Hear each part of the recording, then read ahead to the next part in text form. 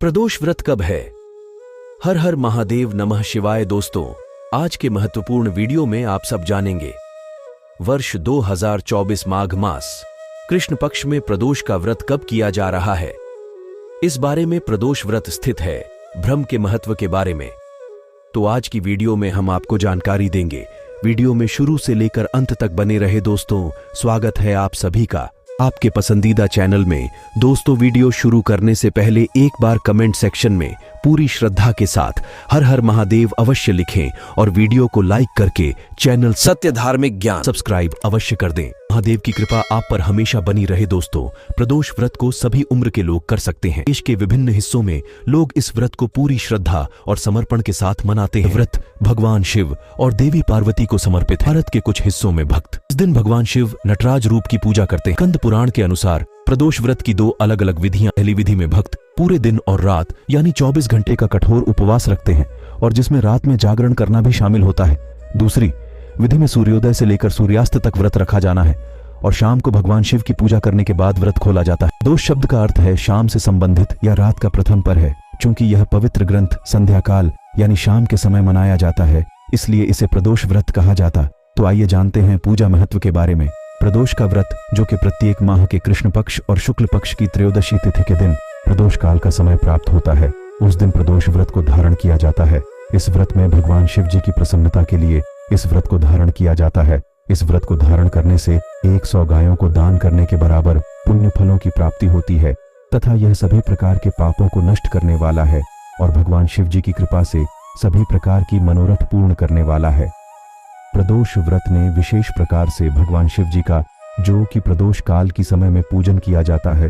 प्रदोष काल का समय है सूर्यास्त से 1 घंटे पहले और सूर्यास्त के 1 घंटे बाद तक के बीच का समय प्रदोष काल का होता है। इस दौरान भगवान शिव जी का जो पूरे विधि विधान के साथ आयोजन करना चाहिए, इसलिए भगवान भोलेनाथ अपने भक्तों पर अति प्रसन्न होते हैं।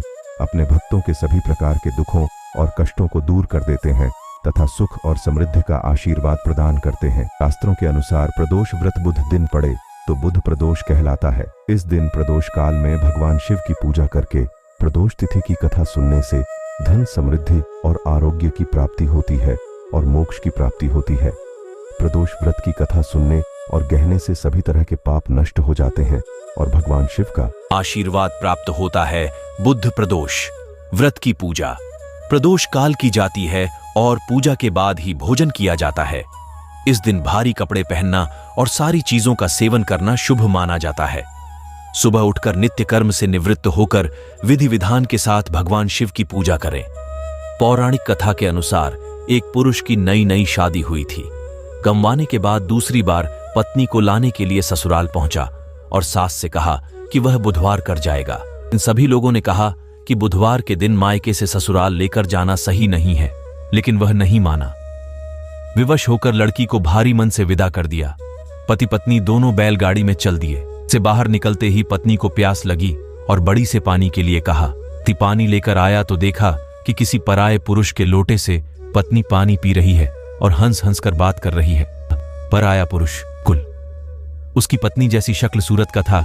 यह देखकर पति को गुस्सा आया और लड़ाई करना शुरू कर दी। लड़ाई होती थी, वहां भीड़ इकट्ठा हो गई। इतने में एक सिपाही आया और महिला से पूछा कि सच सच बताओ कि तेरा पति इनमें से कौन सा है। लेकिन महिला दोनों पुरुषों की एक जैसी शक्ल होने की वजह से अपनी पति को पहचान ही नहीं पाई। महादेव अपने उस पुरुष की प्रार्थना स्वीकार कर ली और उसी क्षण अन्य पुरुष अचानक से गायब हो गया। भगवान शिव के आशीर्वाद से पुरुष अपनी पत्नी के साथ सकुशल अपने घर पहुंच गया। इसके बाद से दोनों पति पत्नी नियम पूर्वक बुधवार प्रदोष व्रत करने लगे। भगवान शिव की चाहिए। आइए अब जानते हैं माघ शुक्ल पक्ष की त्रयोदशी के दिन आने वाले प्रदोष व्रत की विधि, पूजा काल, मुहूर्त और पूजा विधि के बारे में बताएं। बुध प्रदोष व्रत 2024 में 2024 माघ मास का प्रदोष व्रत 21 फरवरी बुधवार के दिन रखा जाएगा। व्रत पूजा का शुभ मुहूर्त होगा 21 फरवरी बुधवार शाम 6:15 से लेकर रात्रि 8:45 शी तिथि आरंभ होगी।